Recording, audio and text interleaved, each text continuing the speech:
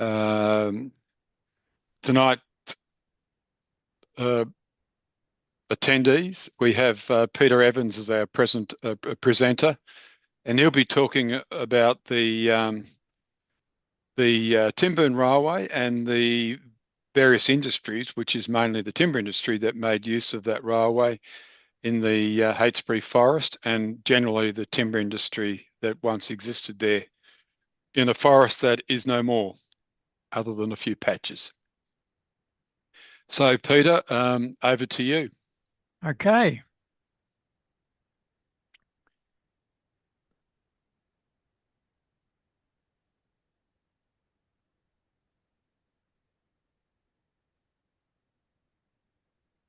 All righty. Tramways to Timboon. Now, Timboon and the Heytesbury Forest hasn't always figured very highly on the Light Railways Research Society radar. So why Timboon, and why me to write about it? Well, I must stress that while I'm not a Heytesbury local, I can claim some connection to the area. My mother attended the Cowleys Creek School, which is close to Timboon, and as a child I spent a lot of time on the farm at Cowleys Creek, run by her sister Lil Morgan and Lil's husband Royce. That's me on the back of the truck about 72 years ago. And for a very brief period in the early 1960s, I attended the Timboon Consolidated School. And yes, I do know how to milk a cow, drive a tractor, and skin a rabbit.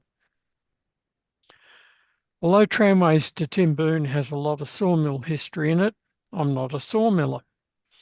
I did briefly work as a relieving boiler attendant at a sawmill in Alexandra, but only as an adjunct to volunteering at a local museum where I drove steam locomotives. So I've always been interested in railways too, perhaps stemming from hanging over my grandparents' fence at Port Fairy and watching shunting on the extension to the wharf. Now, by training, I'm an industrial chemist, but as my late father put it, ran away to the circus before finishing my education. My professional life has been very different, being practically all in the entertainment industry. I've worked in technical departments in television, film, radio, and live theatre. And I even had a stint in rock and roll as the lighting director for the first 3 Sunbury rock festivals in the early 1970s. Now, I joined the Light Railway Research Society of Australia in 1982, just prior to the Ash Wednesday bushfires. As a keen bushwalker in the forest east of Melbourne, I was fascinated by the timber tramways and boilers that were abandoned in the bush. And this led to 3 years employed by the Victorian Department of Conservation, Forests and Lands. I undertook the historic sawmilling and tramway studies for all the regional forest agreements in Victoria, as well as the cultural aspects of bushfire study. Our Tramways to Timboon is my 5th book dealing with railways, tramways, forests and industrial history. There was one other on the Sunbury Rock Festivals. I waited 40 years for someone to write that book, but no one did, so I had to write it myself. Like the stories I've collected about sawmills, tramways, fire and land use, this one was too important not to be told. And that, I think, is the importance of local history and local historical societies, in which I include the Light Railway Research Society, because it's a means of giving foundation stories back to the communities that own them. Now, maps. Tramways to Timboon had its foundation in 1983. It was a long time ago. My uncle, Royce Morgan, was the grandson of Timboon sawmiller Henry Morgan, and my newly discovered interest in sawmills and tramways led to many questions. Other projects intervened, and I was put off by the need to draw more than 60 maps for the Timboon book. If you look at the maps in the book like this one, you'll see that nearly everyone bears the date 2020, when COVID-19 forced us into lockdown. those maps got drawn. Now, the Heytesbury Forest originally covered large parts of the county for which it was named. As late as 1869, it was described as having an almost impenetrable aspect from the dense growth of the scrub and underwood. Yet when penetrated sufficiently far, a fine timbered country with gums growing perfectly straight from 50 to 100 feet without a branch and being from 2 to 3 feet in diameter present themselves. Today, little remains of that forest. Now, early settler Alice Goldstraw described the original Heytesbury Forest as a land erstwhile of arid heath patch and sour swamp, of broad leads, swarming with leeches in winter, snake infested in summer, a land of scrub and bracken, where not only the first settler was a pioneer, but his son and often his grandson after him. The grotesque shapes of dead trees stand up like spectres. To those who know the place beyond, they seem to raise forbidding fingers, to wave warning arms.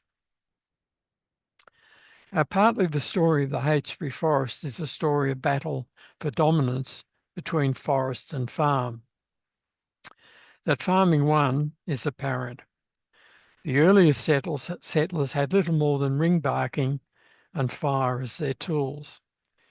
It took the Heytesbury settlement scheme of the 1950s to industrialise these earlier land clearing practices. But every sawmill described in the book played its part too, and will come to no surprise that most of those sawmillers were dairy farmers too. Now, none of this would have been impossible without the Curtis River Railway. Authorised in 1884 and surveyed in 1887, construction started in 1889. It provided a link to Timboon from the north and avoided the sometimes treacherous harbour at Port Campbell. Until this time, supplies in and produce out had relied on a port dangerously exposed to southwesterly winds. They don't call it the shipwrecked coast for nothing. The contract for the construction of the Camperdown and Curtis River Railway was awarded to Buscombe and Chappell in January 1889. The contract was for 22 miles, 32 chains of line and included 34 bridges and 84 culverts. The deepest cutting was to be 28 feet and the highest embankment 40 feet, with the longest bridge being that over the Curtis River with 30 openings of 20 feet each. Now, the contract stipulated a completion date to Cobden of 31st of July 1889 and to the terminus at Timboon on the 31st of July 1890. As we'll see, that deadline was missed by a mile. Now, the contractors had two locomotives. The first, Mortlake, was an old Hobson's Bay locomotive, a 240 well tank built in 1865. It had already worked as a contractor's locomotive on a number of railways, and it afterwards served the Public Works Department before being sold to the privately owned Rosstown Junction Railway. And when that project failed, it became a contractor's loco again on the Terang to Mortlake Railway. By the time it was obtained by Buscombe, Chappell and Bell as the contractor's initial construction locomotive for the Timboon line, it was well used and very unsafe.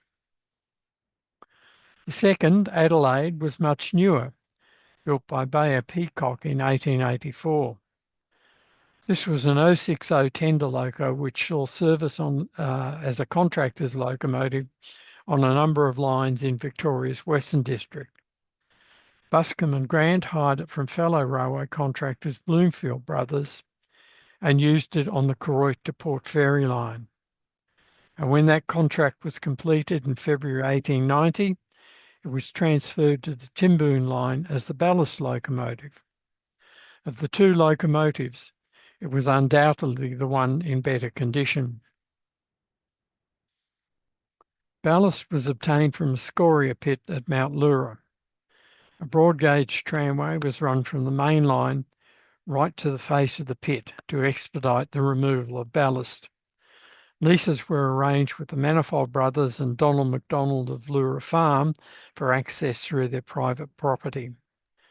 The contractor's locomotive Adelaide, hired at a cost of £100 a month, made its first run over the line in May 1890. Now, a reversing point was required to access the pit, and parts of that line are still extant. The line reached Cobden in April 1891, and a daily service was begun by the contractors between Camperdown and that town. This was despite much of the line not yet being ballasted. The contractor's train left Camperdown at 8 a.m. and returned at 3:45 p.m. in time to meet the afternoon train to Melbourne. And passengers were carried in an old carriage hired from the Victorian Railways. Now, this was the first service over the new railway. Now, the most difficult section for construction was that in the Limestone Creek Gorge. Here, the line crisscrossed to either side of the creek, and there were numerous trestle bridges. There are several never camps in this section, as well as the contractor's sawmill and a brick kiln. In some places, the creek was diverted to carry it through the centre of the bridges, and you can see one such excavation there. The tall, arrow-straight trees in this section would later attract the attention of sawmillers Montgomery and Bradshaw. Now, the bridges were of a type common to the Victorian railways at this time. Trestle bents had parallel piles, with additional piles and cross bracing to provide lateral stability. Later designs would do away with the additional piles and use tapered bents to provide lateral stability. The survival of these bridges on the Timboon Railway is uncommon, and they are perhaps the best preserved of their type. For this reason, the restoration of the well-known long timber bridge over the Curtis River is especially important. The railway arrived in Timboon in April 1892, almost 2 years later than specified. The contract had been such a disappointment to the Victorian Railways that important changes were made. From January 1892, the Minister of Railways transferred all future railway construction contracts to the Construction Board branch of the Board of Land and Works.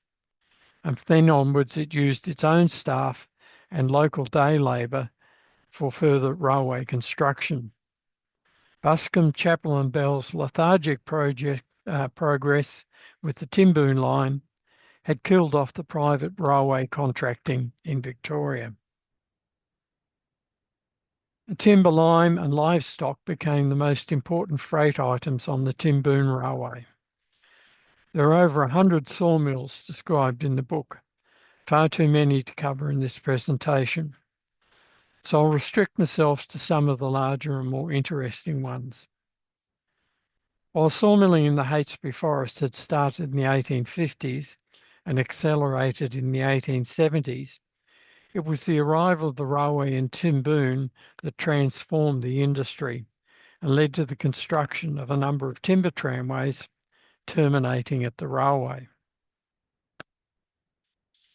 Now, the most important of these from 1890, and that's before the railway had actually got there, was that of Henry Morgan. Morgan installed a mill in what is now the Timboon Bushland Reserve. He would have known the railway was underway, but perhaps underestimated how long it would take to arrive. In 1892, he built a tramway to the railway station. The line was wooden railed and worked by horses. Logging was carried out by bullock team. The tramway was also used to transport fruit from orchards at Cowley's Creek. And it wouldn't be the last of the synergies between Heytesbury sawmilling and agriculture. In 1906, the mill was shifted south into the parish of Paraty and a new tramway constructed to the Timboon railway station. Like all the mills of the day, it required water for the steam engine. This was to prove a problem at this site. In 1908, the mill was shifted a little closer to Timboon, where it was expected the supply would be more reliable. However, bad water at the previous site had damaged the mill's elderly Marshall steam engine, and it was replaced by a new Brown and May engine in 1912, and that's probably when this photograph was taken. In 1922, with Henry's son George now in charge, the mill was shifted back to its original site in the Timboon Bushland Reserve. By this time, logs were getting scarcer and had to be transported long distances. This image shows my aunt, Lillian Morgan, perched on a load of timber destined for a new house at Cowley's Creek. The mill worked here until 1954, by which time it had exhausted the log supply available. By this time also George Morgan's health was failing and the mill was closed. The second of the early millers at Timboon was the firm of Montgomery and Bradshaw. They operated stores at Terang and Mortlake. Part of their sales stock was timber, and the best way to guarantee supply was to own a sawmill. For practical experience, they relied on the skills of Buller Beams. Beams had been involved in the timber trade at Timboon since 1896, and in 1901, Montgomery and Bradshaw had him survey a tramway 3 miles long to connect the railway station with the new sawmill site west of Timboon. The tramway was completed in 1902. There were several accidents on this line in which horses were killed. Montgomery and Bradshaw had been very clever with their choice of site, taking out grazing leases in the surrounding forest to avoid paying royalty on the timber. In 1905, they sold the mill and tramway to Thomas McClure and William Thompson, who extended the tramway and built a new mill further west and south. They operated the mill until 1911, when it was closed because of financial difficulties. Meanwhile, Montgomery and Bradshaw had built a new mill deep in the Limestone Creek Gorge. A new siding, Brucknell, was constructed to serve the mill. Logs were obtained both from private property and Crown land, and some were even hauled underneath the trestle bridge adjacent to the mill. For some time, this was the most important mill serving the Timboon Railway, and certainly it was one of two which earned the right to its own siding on the railway. The mill worked until 1912, when it was destroyed by fire, and Montgomery and Bradshaw operated no more mills in the Timboon district. The second sawmill to earn the right to its own siding was that of Mark James and his father-in-law, Alfred Cornish. The siding was only a few hundred metres north of the Timboon railway station. The mill had a log tramway uphill towards the golf course. It's today's golf course. In 1895, the mill was leased to Buller Beams and John Wolfe and traded as the Timboon Railway Sawmills. A subsequent lessee was the partnership of John Wolfe and Frederick Johns until 1898, and the plant was offered for sale in 1902. Now, Henry Walk was a Timboon pioneer, primarily an orchardist and dairy farmer. He called his mill Hazel Glen. He installed a sawmill on the farm in 1901, and it took the same name. The outlet from the mill was by tramway, sharing the last stretch into the Timboon railway station with Montgomery and Bradshaw. In 1904, the mill was shifted further south into the parish of Paraty and connected to the railway station by a lengthy wooden rail tramway. The mill closed in 1913 when Henry Walk retired from sawmilling.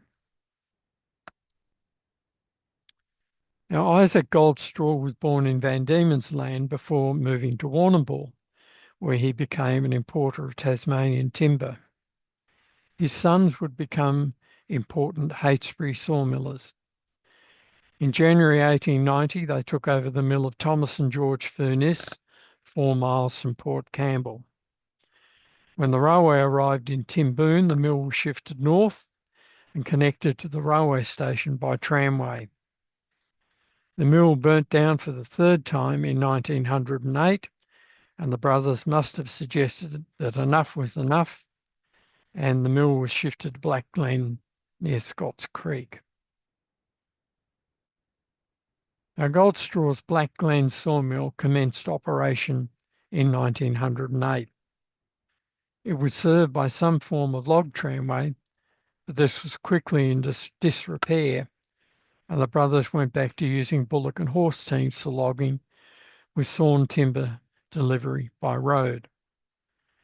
Despite adding a new engine to the plant in 1913 to replace one described by the boiler inspector as shockingly neglected, it would seem that the mill was doomed by the First World War. Whether this was due to the downturn in the timber industry or lack of manpower is hard to say.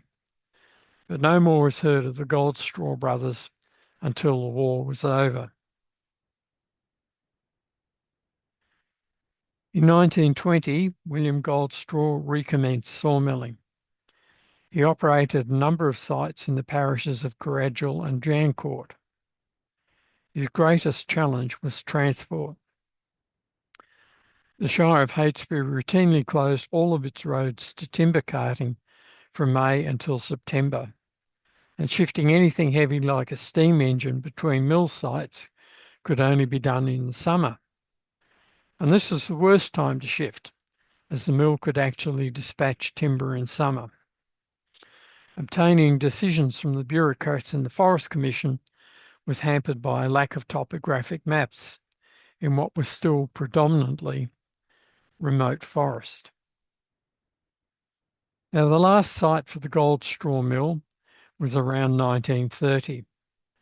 Because of the Great Depression, the sawmill was only cutting a small fraction of the output of which it was theoretically capable.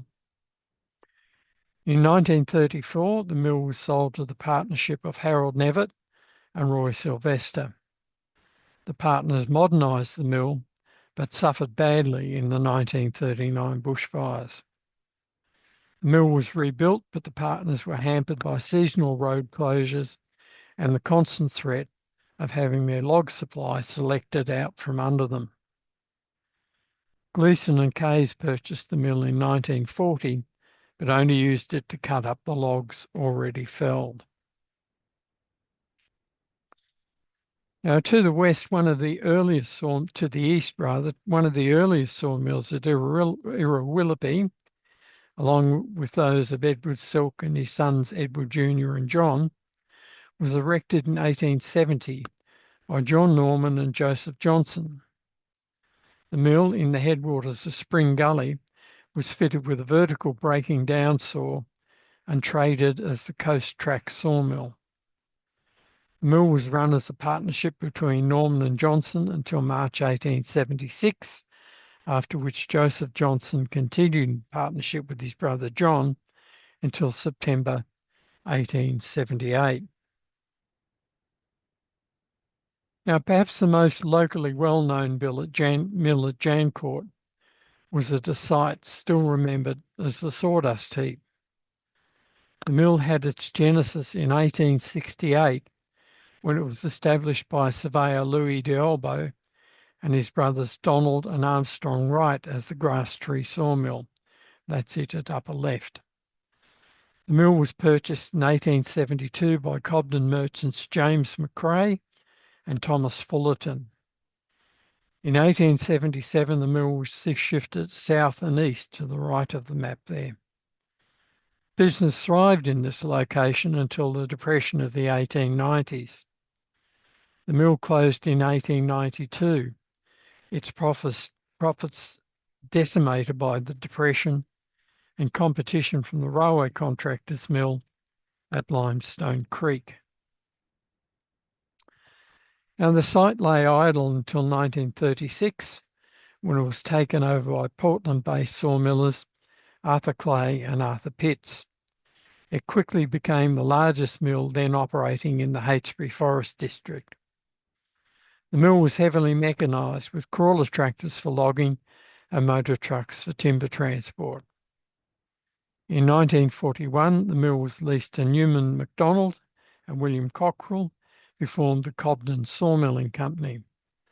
The new entity erected a smaller mill next to the main mill and continued to operate until 1949.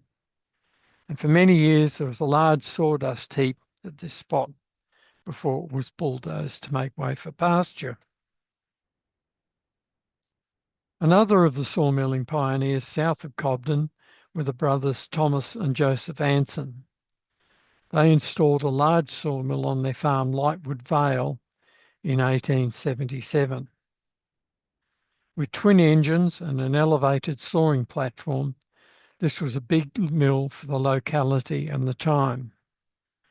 It also had an extensive log tramway system running south of the mill.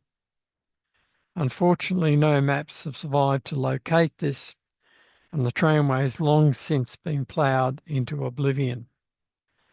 The mill was shifted south in June 1883 and shifted back to the home property in 1892. And Thomas Anson died in 1909. In a more modern era, in 1941, Philip Ridgway Le Couture was operating a small sawmill in the Timboon railway yards, cutting up pine logs trucked from the Warrie plantation near Port Campbell. The mill was sited on the former pig loading yards at the Timboon railway station.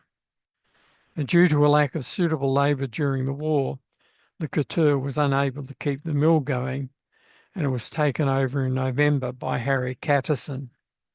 And in March 1963, the mill was sold to a timber merchant who in 1968 moved the mill to Colac. Brothers Patrick and Joseph Timms had been sawmillers from 1901. They usually carried out their sawmilling activities in conjunction with haulage contracting, using a traction engine. Joseph Timms last operated a small mill in the 1950s in conjunction with Ron and Ken Lloyd, very likely on Albert Lloyd's property northeast of Port Campbell. The mill consisted of a single breaking down saw and a rip bench and was powered by a Fowler traction engine with a second engine available for road haulage. Now, perhaps the most interesting Heytesbury sawmill to my mind was that installed in 1922 east of Cobden. Its proprietor was Cesare d'Atri, born in Ponza, Italy in 1875.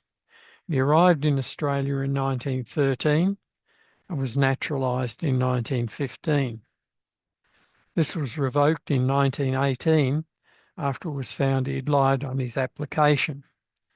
He was deported but was somehow quickly back in Australia. He was foundation secretary of an important Italian club, so he's probably somewhere in this photograph taken in 1920. Now, he was a bad-tempered man. He always carried a loaded pistol, and even the Italian consul could find little nice to say about him. He installed a sawmill at Bullahari in 1922 and built a tramway out to the Stonyford Road. From there, sawn timber was delivered to Cobden by two Super Sentinel steam wagons. Now, his idea was to clear the timber off the nearly 2,000 acres of land he'd purchased it, subdivide it, and form an Italian colony with his countrymen. But the Shire Council took a dim view of the damage caused by the steam wagons and forbade their use in winter. D'Atri ignored this directive, and he soon found himself in court. So to get around a ban on the use of the steam wagons, D'Atri laid a 3-foot gauge steel road tramway alongside the Stonyford Road from his present timber depot all the way to the Cobden railway station. The line was worked by a four-wheel locomotive powered by a Buick six-cylinder engine and capable of pulling 3 trucks of timber at best. A fire in 1925 destroyed the mill, and he had a battle to get even half the insurance he claimed. Diatri was made insolvent in 1927, and that was the end of the Italian colony. Now, I searched very hard for a photograph of that locomotive, and no doubt a couple of weeks after the book gets distributed in the Western District, one will appear. West of the Timboon Railway were a number of interesting sawmills. John Cumming was an early settler at Narangul. From 1884 to 1894, he listed himself in the Post Office and Sands directories as a sawmiller. The localities listed included Narangul, Mapunga East and Nullawarre. Now, whether this is the one mill in one location is unclear, but all locations are very close together. The mill must have been on private property.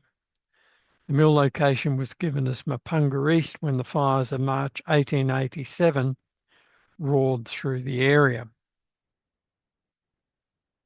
Now, Victoria's been home to First Nations people for tens of thousands of years. Following the arrival of colonists, disease, frontier violence, and disruption of their traditional lifestyle decimated the original inhabitants. At Murdering Gully on Mount Emu Creek, 20 kilometres northwest of Camperdown, a massacre occurred in 1839 at the hands of Glenormiston station manager Frederick Taylor and his shepherds, who killed 35 First Nations men, women and children. Now, none of the colonists was punished despite the fact that the massacre was well documented. So land for the Framling Aboriginal Reserve was first gazetted in September 1861 with operation from 1866. In May 1890, it was announced that 3,679 acres would be taken from the approximately 80 First Nations inhabitants to create, and of all things, an agricultural college. From around 1896, the small sawmill was operated on the reserve by the Council of Agricultural Education to open up the land for agricultural use. In early 1904, the mill was sold to John Munro, who continued to operate it on the reserve until about 1913. And we think that postcard was taken in about 1910. Another very important freight on the Timboon Railway was lime. The earliest kiln in the district seems to have been that of mixed farmer and orchardist John Rugman, south of Cobden and just west of where the old Port Campbell Road crosses the Curtis River. The kiln was in operation by 1877, selling Jancourt brand burnt lime to local builders and farmers.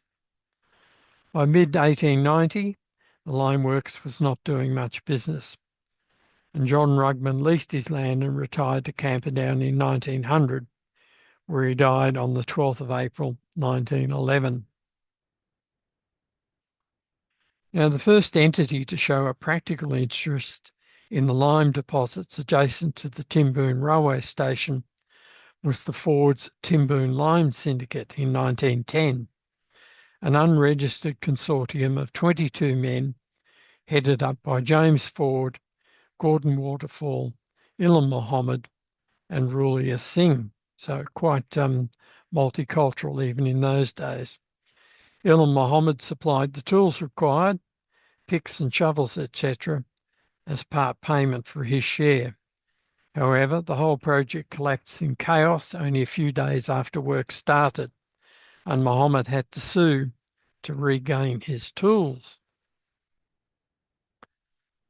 Our quarry was opened up just outside the boundaries of the Timboon railway yards in 1913 by another Italian, Cesare Baldacci.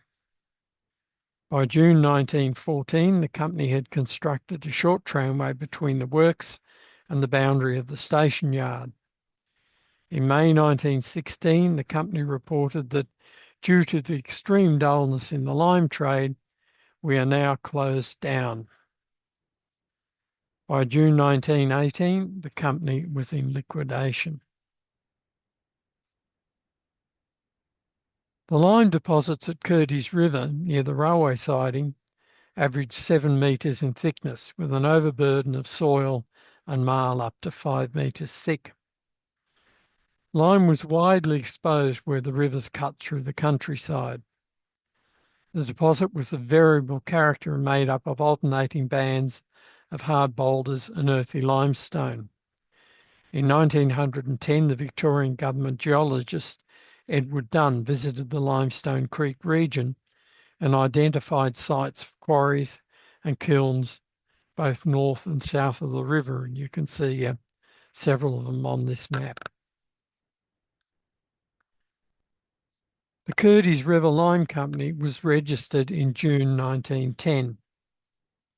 Operations commenced immediately, and by May 1911, the company was sending away 5 or 6 trucks of burnt lime on the railway every week. The company produced Bulldog brand lime. Siding accommodation was provided for the company at the southern end of the station yard. This consisted of an extension of the number 2 road with a short head shunt. The track was covered to protect the bag lime by a veranda extending over the track, and like all of the stations on the Timboon line, there is a track layout in the book for you to have a look at. Now, the works of the Curtis River Lime Company was situated immediately west of the Curtis railway station. The works were curtailed at the outbreak of the First World War, and most of the men were discharged, with just one kiln being kept in operation to provide work for married men. In the late 1920s, the business was sold and reorganised as the Bulldog Lime Company.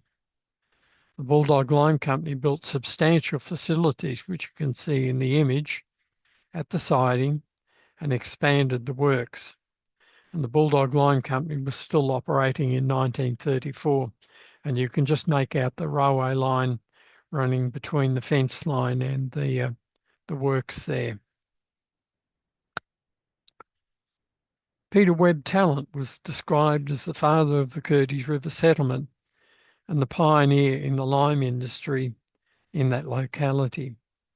His champion line works on Tallant's Hill, east of Curtis siding, and that's the white area below the lettering you can see in that 1960s image, were in operation by 1912, but closed at the outbreak of the First World War, and all the men were discharged. Tallant was killed only days later when the car he was travelling in was struck by a train on the Outer Circle line at Deepdene in Melbourne, and he was only 37. A sawmill to support the lime works was started by Tallant Brothers in 1912. A tramway was constructed along the Curtis River flats and across the river to supply logs to the mill and firewood to the kilns. After Tallant's death, the mill ended up in the hands of solicitor Ernest Chambers, a very bad man.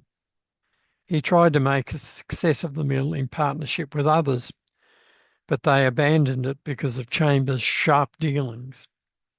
Chambers became insolvent in 1915, and the mill was absorbed by the Champion Lime Company.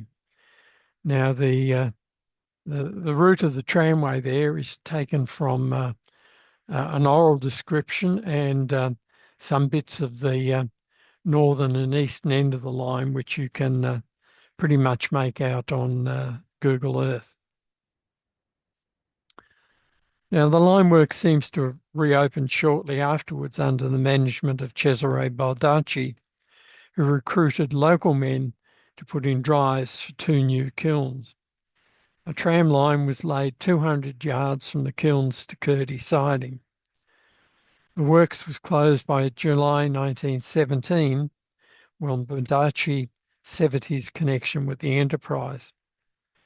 It seems the line works continued in some form, as it was reported that flooding Curtis River severely damaged the log and firewood tramway in July 1918, and the plant was advertised for sale in 1920.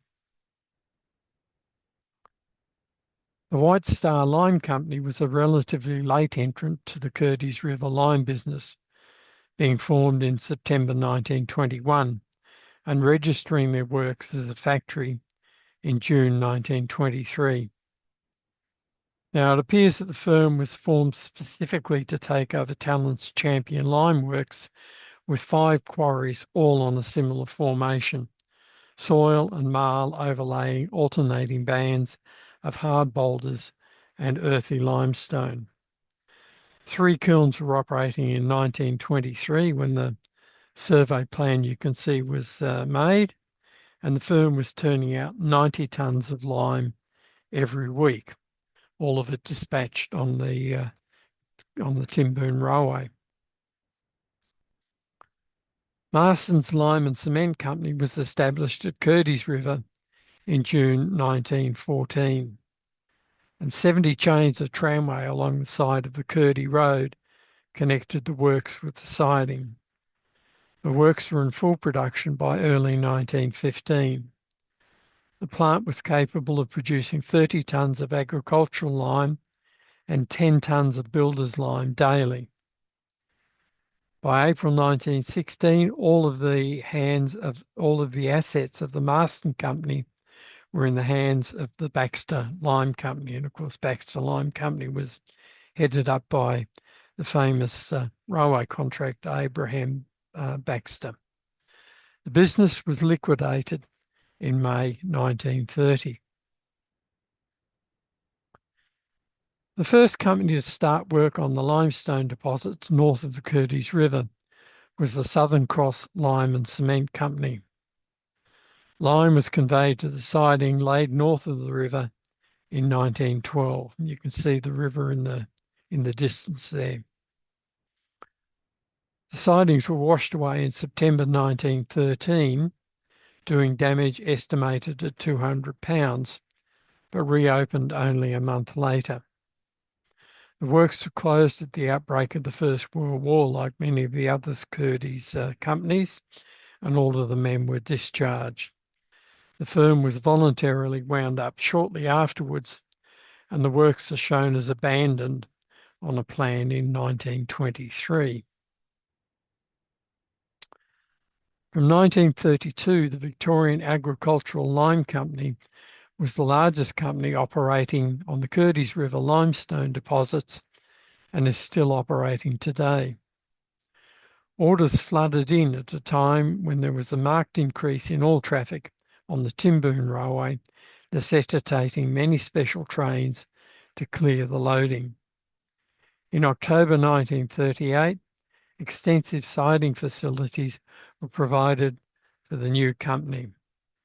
The last dispatch of lime by rail was made in 1982, and today its output is conveyed entirely by road. Now, a very unusual extractive industry in the Heytesbury Forest involved a deposit of peaty material in today's South Eckland Swamp Conservation Reserve. That's the blue dot up the top left-hand side of that map. The swamp was formed in a Mar crater and tuff ring of an extinct volcano at the head of Brucknell Creek. Eventually, 2 farmers erecting a fence discovered a free-burning putty-like substance in their post holes. Bores were put down and a very considerable deposit of a substance very like brown coal was discovered. A syndicate was formed to install machinery worth £22,000, a very substantial investment. An aerial tramway with 60 trestles was erected to bring the material to the processing works. But with the death of its chief financier and the onset of the Great Depression, the coal mine collapsed. The only thing to show for all the expense seems to be a batch of round briquettes to be trialled at local butter factories. The plant was auctioned off in April 1931, and all that remains on site today is a large concrete foundation repurposed as a tank stand. Now, perhaps the most unusual tramway in the Heytesbury Forest was used to transport bat droppings from a cave formed by lava flows from Mount Paundon. With the arrival of the railway at Pomboneet in 1883, there was renewed interest in the deposits. In late 1887, 600 tonnes of guano were removed and taken to Geelong for sale as fertiliser. A tramway in the cave delivered the guano to horse-drawn drays for delivery to the Pomboneet railway station until the deposit was exhausted. The remains of the tramway were visible in 1934. Now, I've no idea whether there's anything to be seen today because the cave is protected for the conservation of the southern bent-wing bat, which still occupies the caves. Now, the final chapter in the rails of the Heytesbury Forest was written by the Country Roads Board. Paradoxically, most of the roads in the Timboon district were so poor they couldn't be used to carry out improvements to them. In summer, there was not enough water to buy new metal on the roads. In winter, when there was enough water, the roads were too soft to carry the traffic. So recourse to an older technology had to be used, and the CRB and the Shire of Heytesbury employed several tramways to convey road metal. Now, the most significant of these ran along the Powers Creek Gully south from Timboon. In 1916, the Country Roads Board informed the Parliamentary Standing Committee on Railways that it intended to deviate the road to a gentler gradient and metal the surface. The tramway it used terminated at the top of the hill near the Cowlitz Creek Road, a distance of about 2 miles, and was laid in steel rails. In 1925, the tramway was extended 6 miles to Newfield, this time using wooden rails. In May 1926, the steel rails were being taken up ready for transfer to Scotts Creek, and the wooden rails were sold off as timber. By September 1926, the earthworks for a tramway from the Curryjong gravel pits to the hamlet of Scotts Creek were complete.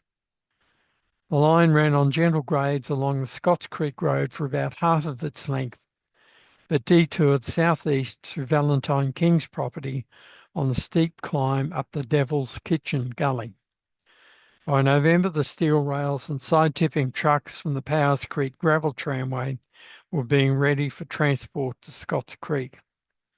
And in June 1933, the tramway was removed.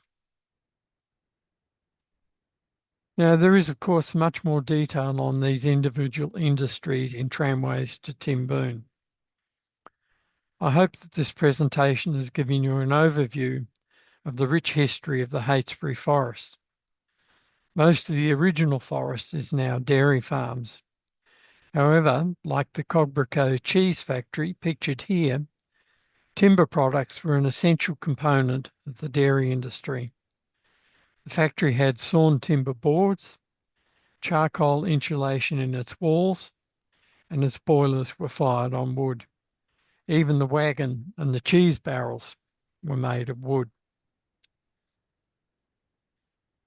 Now, there's many stories in the book. One of the ones I like the best doesn't involve tramways, but it was two characters called Brighton Bill and Jack the Gooser, who operated a sailing barge on Lake Corangamite, and they were sailing fence posts cut in the stony rises north up Lake Corangamite to the farmers on the far side.